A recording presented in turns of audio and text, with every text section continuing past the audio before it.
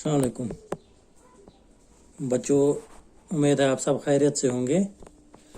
आज हमारा टॉपिक जो है वो है केमिकल रिएक्शंस एंड इक्वेशंस का सबसे लास्ट टॉपिक। देखो बच्चों, हमने इससे पहले जो पढ़ा टाइप्स ऑफ रिएक्शन, उसमें सबसे लास्ट रिएक्शन जो देखी थी वो देखी हमने रेडॉक्स रिएक्शन और ऑक्सीडेशन रिडक्शन रिएक्शन। चलो आज हम देख सकते हैं ये ऑक्सीडेशन यानी ऑक्सीजन का मिलना। अभी इस लेवल पे हम ये याद रखते हैं तो इसके इफेक्ट्स क्या हैं हमारे कॉमन एवरीडे लाइफ में।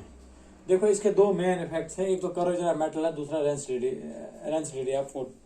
करोजन तो हमने अच्छी तरह पढ़ा, करोजन क्या होता है ना, मेटल्स एंड नॉन मेटल्स में, वो आप यूट्यूब पे भी देख सकते हैं। चलो एक बार हम फिर से रिवाइज करेंगे। देखो, करोजन क्या है, slowly meeting destruction of metals due to the presence of atmosphere, humidity, oxygen and moisture, है ना। उसकी वजह से मेटल्स को जो है ये स्लोली इनकी जो है ये सरफेस पोरस बन जाती है, फिर वो लोअर लेवल्स को एक्सपोज करते हैं। इसी तरह ये मेटल जो है ये इसकी डिस्ट्रक्शन हो जाती है ना। उसी को हमने कोरोजन बोला। कोरोजन मोस्टली हमने जो ज्यादा कोरोजन जिसमें हमारी एवरीडे में जो हमें मिलता है, तो कोरोजन तो किसी मेटल का भी हो सकता है कुछ मेटल्स को छोड़ के, लेकिन ज्यादातर जो कोरोजन होता है वो आयरन का होता है। आयरन के कोरोजन को बोलते हैं रस्ट। रस्ट क्या होता है, वो सीधा आयरन के साथ मिलता है मॉइस्चर, है ना, ऑक्सीजन, और क्या मिलता है एक्स टाइम्स वाटर, यही बनाता है Fe2O3 एक्स टाइम्स वाटर। तो इसको बैलेंस करेंगे, दो बार इधर लगाएंगे, हो गया 2, इधर तो 3 है। इसको कैसे 3 तो इसको बना नहीं सकते, इसलिए इसको बैलेंस करते समय सबसे छोटा डिवाइड मल्टीप्लाई करना। अब 2 अगर मल्टीप्लाई करते फिर 4 बन जाएगा, लेकिन 3 को 4 बना नहीं सके, इसलिए 3 से हमने मल्टीप्लाई किया। 3 2 6, इधर आ गया, ये आ गया, इधर आ गया, लेकिन आयरन 4 बन गए, इसीलिए आयरन को हम यहाँ फोड़ देंगे। अब इधर क्यों हमने फोड़ है, क्योंकि मॉलिक्यूलर फॉर्म में इतना नहीं बनता है। तो x टाइम्स वाटर आ गया, लेकिन 2 टाइम्स x टाइम्स वाटर, इधर लगाएंगे 2 टाइम्स x टाइम्स वाटर, तो हो गया ये बैलेंस। तो हमने उसमें पढ़ा था वो कंडीशंस क्या क्या हैं, क्या किस किस कंडीशन से रस्ट हो जाती है, तो कौन से तरीके हैं जिनसे हम रस्टिंग को रोक सकते हैं, वो हमने पिछले बार पढ़ा है। आज हमें जो पढ़ना है वो है रेंसिडिटी। रेंसिडिटी क्या होता है, जब भी हमारे घरों में जो खाना बनता है, कभी अगर उसमें ऑयल्स हो या फैट्स हो, कुछ देर के बाद उसमें स्मेल आनी स्टार्ट होती है। स्मेल नहीं, अगर हम खाना भी चाहें उसका टेस्ट भी बिल्कुल चेंज हुआ होता है। होता क्या है, ये फैट्स लें या ऑयल्स लें, ये तो ऑर्गेनिक कंपाउंड्स हैं, एस्टर्स हैं। ये ऑयल्स जो हैं एस्टर्स हैं, ग्लाइसरॉल और carboxylic long chain carboxylic acids के दरमियान जो मिलके बनता है, हमें पता ही है। जब भी कभी अल्कोहल और कार्बोक्सिलिक एसिड मिले तो इस एस्टर्स बनाता है। वही एस्टर शेप में, उसी एस्टर्स के शेप में हमारे बॉडी में ऑयल्स और फैट्स होते हैं। या जो हम ऑर्गेनिक फूड खाते हैं या कोई भी खाना खाते हैं ऑर्गेनिक ना हो तो भी हम उसमें ऑयल्स अगर फैट्स का इस्तेमाल किया होगा, वो विद टाइम उनके ये ऑर्गेनिक कंपाउंड्स को ऑक्सीडेशन होती है, और ऑक्सीडेशन से वहां पे जो है अनप्लीजेंट स्मेल और अनप्लीजेंट टेस्ट आना स्टार्ट होता है। और उसी अमल को, वो कंडीशन जो प्रोड्यूस करती है एरियल ऑक्सीडेशन की वजह से, ऐसे खानों में जिनमें ऑयल्स हो या फैट्स हो, उनमें वो बदबू आनी स्टार्ट होती है और उनका टेस्ट भी बिल्कुल चेंज हुआ होता है, खराब हुआ होता है। इस अमल को रेंसिडिटी बोलते हैं। हाँ, देखो, ऑक्सीडेशन जो है, फिर से बताऊंगा मैं, ऑक्सीडेशन से ऐसे खाने जिनमें ऑयल या फैट हो, ऑक्सीडेशन की वजह से, या हवा में जो ऑक्सीडेशन है और एयर है, तो हवा में एयर की वजह से जो ऑक्सीडेशन होती है उसको हम एरियल ऑक्सीडेशन भी बोल सकते हैं।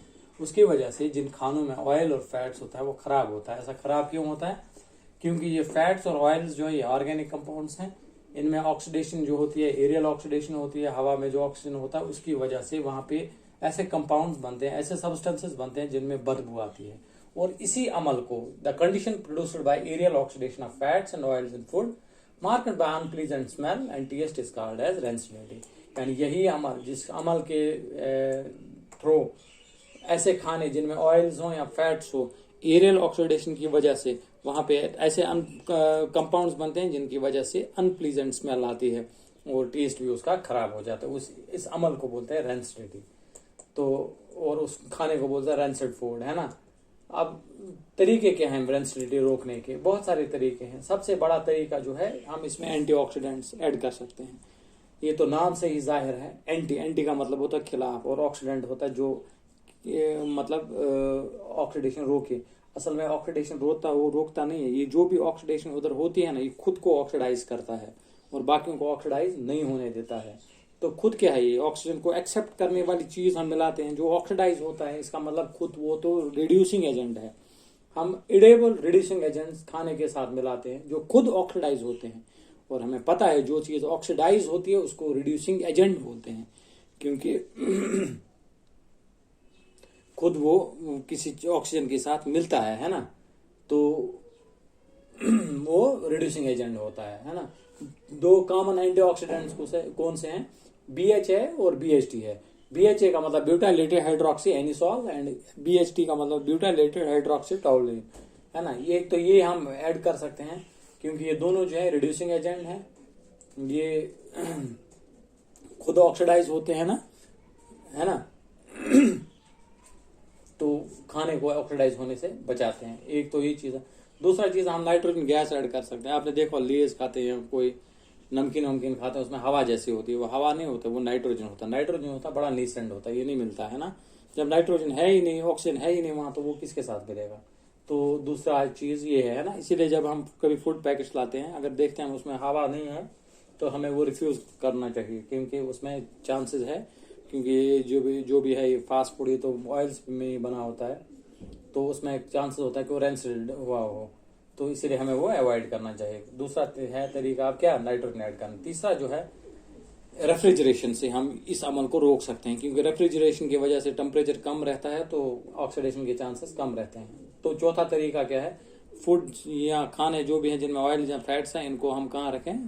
ये एयर टाइट किसी बर्तन में रखें जहाँ पे ऑक्सीजन आए ही नहीं। जब ऑक्सीजन आया ही नहीं तो एरियल ऑक्सीडेशन कहाँ से होगी? और जब एरियल ऑक्सीडेशन हो ही ना, तो फिर रेंसिडिटी के बहुत कम चांस है। और लास्ट पे जो है, हमें फूड जो है, ऐसे फूड जिनमें ऑयल्स एंड फैट्स हैं, इनको सनलाइट से दूर रखना चाहिए। सनलाइट से जब दूर रखते हैं, उसमें भी ऑक्सीडेशन के चांसेस बहुत कम रहते हैं। इस तरह हमने ये चैप्टर कंप्लीट किया। इंशाल्लाह नेक्स्ट चैप्टर में हम नेक्स्ट बार ही हम चुनेंगे कार्बन एंड इट्स कंपाउंड्स।